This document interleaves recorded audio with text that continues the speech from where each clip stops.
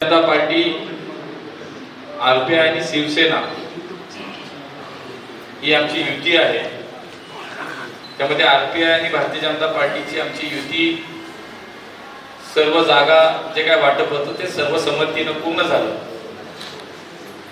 शिवसेनेच्या संदर्भात काही एबी फॉर्म त्यांनी जादा दिलेत, काही आमच्याकडे जादा दिले गेले, परंतु अजूनही युती व्हावी याच भूमिकेमध्ये आम्ही सुद्धा आहोत। त्यामुळे युती राहावी याचे प्रयत्न आमच्या सर्व नेत्यांच्या माध्यमातून माननीय देवेंद्रजी असतील, शिंदे साहेब असतील,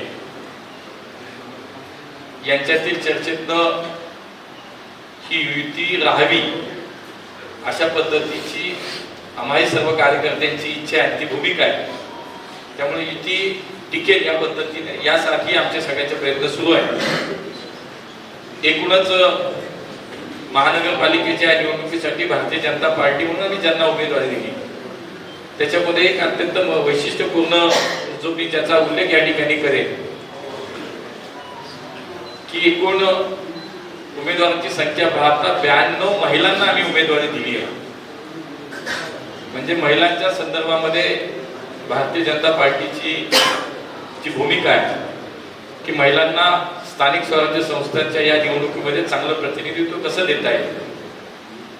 खरं तर 50% आरक्षण असल्यानंतर एकूण 83 महिलांना उमेदवारी देणं किंवा तिकीट देणं अपेक्षित असताना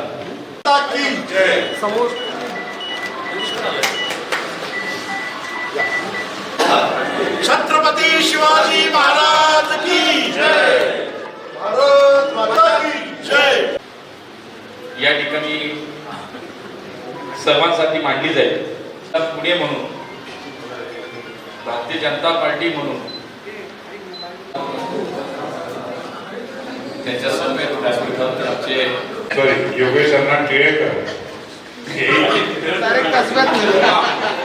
भारतीय जनता पार्टी म्हणून आमची भूमिका होती। जनता पार्टी, आरपीआय आणि शिवसेना ही आमची युती आहे।